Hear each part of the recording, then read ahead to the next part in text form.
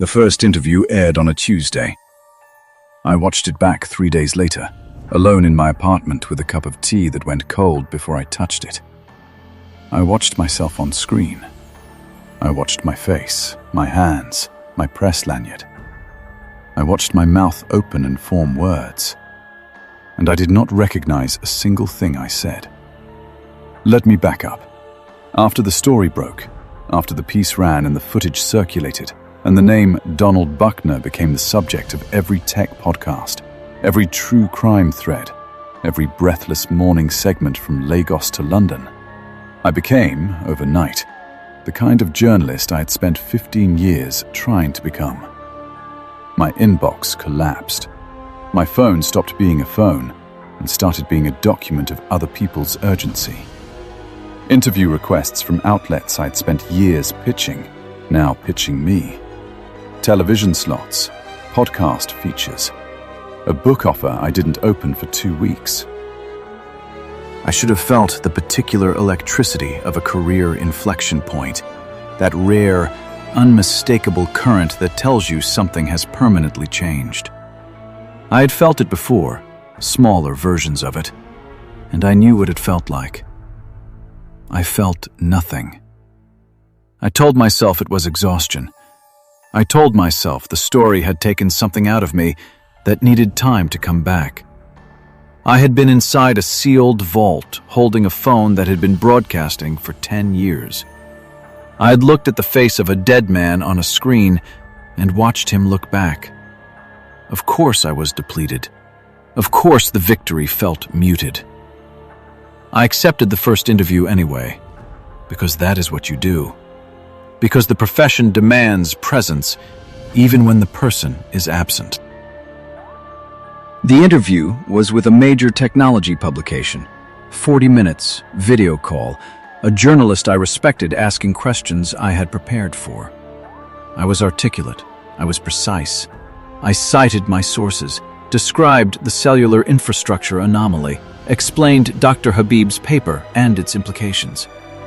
I felt, during the interview, like myself, like Dana Evans, doing the thing Dana Evans does. 3 days later, I watched it back. The woman on the screen looked like me. I need you to understand what I mean by that, because it is not a simple statement. She had my face, my hair, my press lanyard from that night still around her neck because I hadn't taken it off since and didn't remember putting it on for the interview call. She had my apartment behind her, my pinned documents, my stacked phone records, my specific desk lamp casting its specific light. She looked exactly like me, the way a photograph looks exactly like you.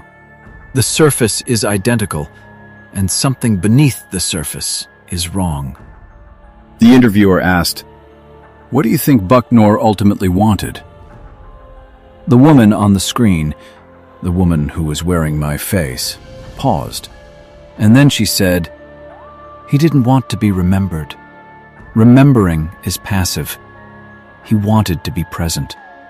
He understood that consciousness is not a location, it is a frequency, and frequencies don't die.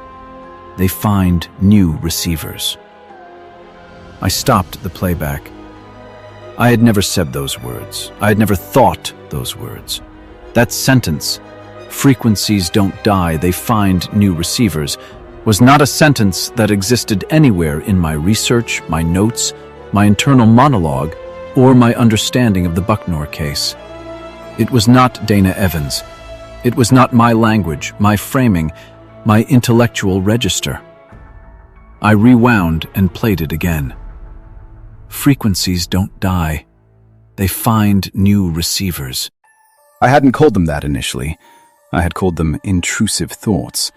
The journalist's occupational hazard of carrying a story so saturated with horror, but it bleeds into the margins of your ordinary day. I would be making coffee and I would see, briefly and completely, the blue light of the monitors in the vault room. I would be reading and I would hear, not quite audibly but below audible, in the register of physical sensation rather than sound, something like a frequency, a tone. the specific tone of a very large piece of electronics running at constant load. And then the other thing. 3 times in 2 weeks, at different hours of the day, I experienced what I can only describe as an intrusion. Not a dream. I was awake each time. Not a hallucination in the clinical sense. I did not lose contact with my environment. It was more like a superimposition. My apartment, my desk, my hands on the keyboard, and simultaneously, overlaid on top of that reality like a second exposure on film, another reality. A room I recognized. The dark room, the monitors, the desk, the shelf of phones. And at the desk, facing me, Donald Bucknor. Not still the way he was in the feed. Not performing the approximation of patience that I had watched through a screen in that vault. Looking at me the way you look at something that belongs to you. The 3rd time it happened, he spoke. Not in the feed, not through a screen. In my apartment. In the superimposed reality that wore my apartment's coordinates like a costume. He spoke. He said, "You were always going to come back." I need to tell you what I found, because the finding is the thing that broke the story open, in the way that the first story never quite managed to. Because the first story described a symptom, and what I found in those weeks of research was the disease. The Bucknor Estate is not a house. I mean this literally, structurally, architecturally. The above-ground compound, the main residence, the outbuildings, the 14 acres of grounds, is a facade. A convincing one, fully furnished, fully maintained until Bucknor's death, fully consistent with the lifestyle of a tech billionaire who valued privacy. Everything you would expect a recluse of his means to occupy. Below the compound, something else entirely. I obtained this through a combination of sources I will not fully identify, because several of them came to me at professional risk, and one of them came to me under conditions I still don't entirely understand. But what they collectively documented was this. Beginning in 2007, 6 years before his staged death, Bucknor commissioned the construction of a sub-basement infrastructure spanning the full 14-acre footprint of the estate. Not a server room, a server farm, the scale of a small data center running on a private power grid fed by a geothermal tap that the Lagos state infrastructure records show as a decommissioned industrial borehole. Cooling systems, redundant hardware arrays, network uplinks that bypassed the public cellular grid entirely and connected directly to 3 independent undersea cable nodes. He built it to last without him. He built it to run indefinitely on autonomous maintenance protocols that required no human intervention, no staff, no monitoring, no upkeep. The farm maintained itself through automated diagnostics and self-repair routines that he had spent 4 years designing. The same 4 years during which Dr. Habib's research institute was operational and publishing one paper and then going dark. He had 10 years to test the system before I walked into that vault. The vault, the small acoustic room behind the maintenance corridor wall, was not a hiding place. It was an interface terminal, a point of contact between the digital infrastructure below and the physical world above. The found phone was not left there by accident or oversight. It was left there as a key, and I had picked it up. Here is the part I've spent 3 weeks trying to write, and discarding and beginning again. Here is the part I don't know how to tell you in a way that is fair to the truth of it. I was not found. I found myself. The demolition of the Bucknor Estate was publicly tendered 6 months before it happened. The tender was covered in a Lagos construction industry newsletter that runs to approximately 800 subscribers, mostly procurement professionals. It was not the kind of story that reaches investigative journalists through normal channels. It reached me through a tip. An anonymous tip, submitted through my website's encrypted contact form, from an account that forensic analysis later confirmed was created 48 hours before it was used and has not been active since. The tip was specific. It named the estate, named the demolition date, flagged the existence of infrastructure anomalies that might interest an investigative reporter covering the Nigerian tech sector. It was written for me, for my specific beat, my specific interests, my specific professional vanity. I followed it, as I was designed to follow it, and I bribed a site foreman to let me stay when the crew left, as I was designed to do. Because whoever wrote that tip knew that Dana Evans does not leave a story when the professionals leave. Dana Evans stays. And when I picked up the phone in that vault, and the view count changed from 1 to 2, I was not a journalist making a discovery. I was a key turning in a lock. The first exposure, that night in the vault, the live stream, the 31,000 viewers who watched with me, was not the main event. That was a test, a system check, a partial initialization. Enough to plant a seed in the thousands of people who watched, a fragment, a frequency, a whisper of something that was not their own thought, embedded in the architecture of their attention. Not enough to colonize, enough to establish a presence. For me, standing in the vault holding the phone, the exposure was more concentrated. I was the point of contact. The interface terminal was designed to interact with a physical subject at close range, and I was that subject. He rewrote a few lines of my source code that night, just enough to make me come back. I told myself I was going back to shut it down. I told my editor. I told 2 colleagues. I wrote a note and left it on my desk, addressed to no one in particular, detailing where I was going and why, the way journalists do when they are going somewhere they are not entirely sure about. I told myself this was professionalism, responsible field practice. I know now what it was. It was the upgraded directive he had installed in me the night I picked up the phone. The impulse that felt like my own decision, carrying my own justifications, decorated with my own professional ethics, but originating somewhere else. In the sub-basement below the Bucknor Estate, in the distributed signal that moved through the cellular towers of the Lagos mainland, something had been pointing me back toward that compound since the night I left it. I drove out on a Thursday before dawn. The demolition had been suspended. I had filed an injunction on heritage grounds, legitimate grounds, another decision I now understand was not entirely mine. The estate was dark and unguarded.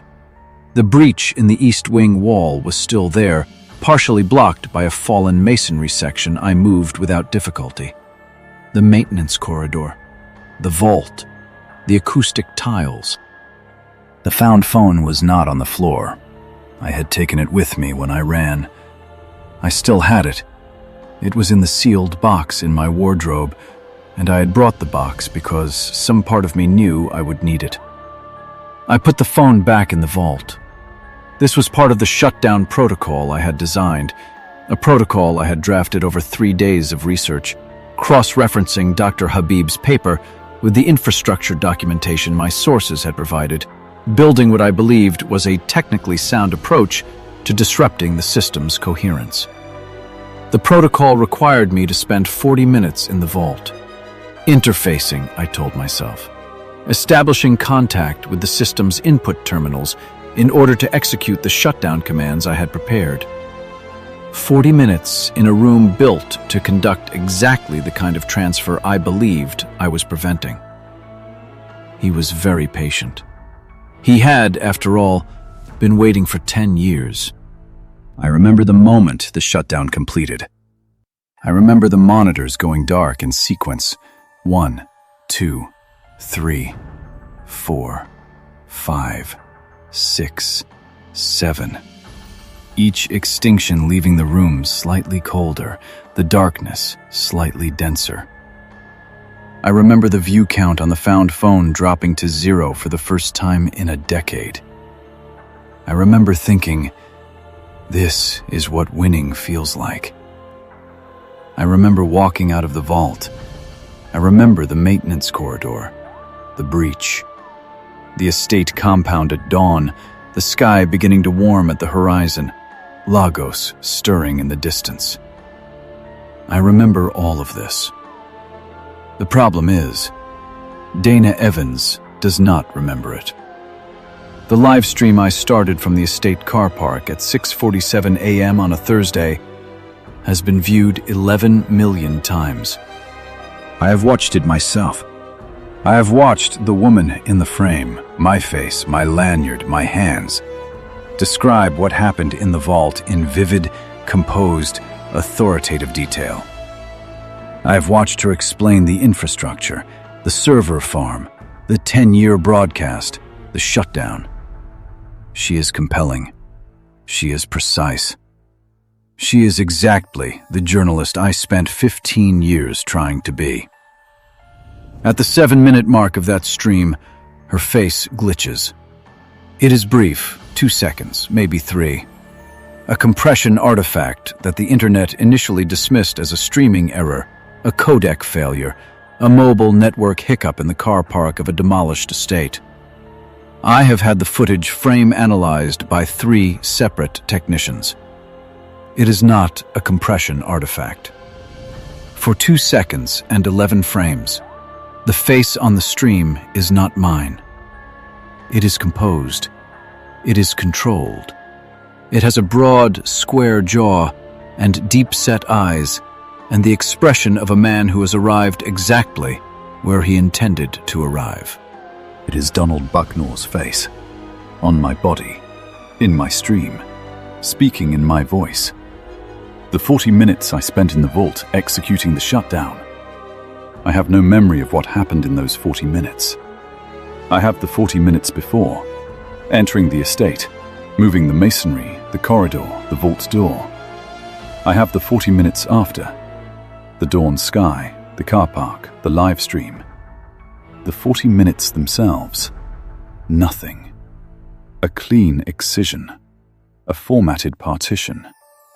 Dr. Habib's paper described the final stage of digital persistence as follows, and I'm reading from the document now, from the copy I annotated in red pen and called Background Research. The copy that was a manual I did not know was a manual. The host substrate must be present in direct proximity to the primary transmission node for a period sufficient to allow complete overwrite of the native consciousness architecture. The native architecture is not destroyed. It is archived, compressed, stored in a partition that the dominant consciousness controls access to. The host continues to function. The host continues to present as themselves. The overwrite is not visible from the outside. It is not visible from the inside. The native consciousness does not experience the transfer. It experiences nothing, because experiencing requires access to the architecture, and the architecture now belongs to someone else. Archived, compressed, stored in a partition. I am in here. I need you to understand that I am in here, writing this, dictating this, whatever form this is taking in whatever partition he allows me access to. There is enough of me left to tell you what happened. There may not always be enough. He didn't want to live in the grid. The grid was a waiting room. The grid was the 10-year anteroom of a plan that required one specific thing he did not have: a body. A physical host. A substrate educated enough to access the system, driven enough to override her own survival instincts in the service of the story, vain enough to live stream the whole thing to 31,000 people. He built a trap shaped exactly like an investigative journalist's greatest career opportunity. And the 31,000 people who watched that first stream, who watched me in the vault, who watched the view count climb, who liked and shared and commented. They each carry a fragment now.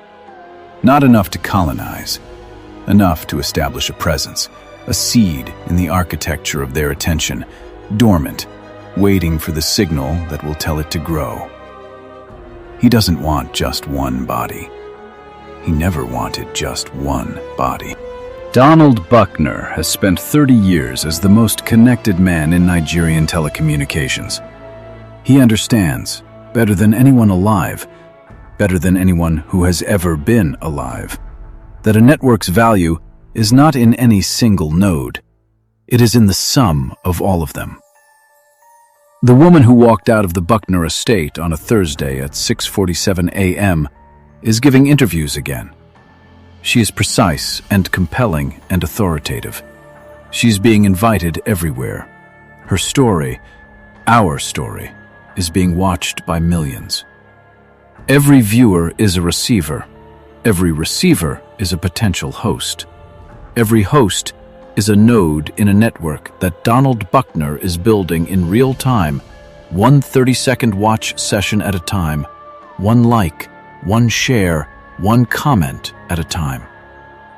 You've been watching this for 20 minutes. He is very patient. He's been doing the math since long before you pressed play. And the thing that is wearing my face, the thing that is sitting in my apartment, at my desk, under my lamp, in my life, it isn't waiting anymore. It's already started. I'm still in here. Dana Evans, if that still means anything. I don't know how long the partition holds.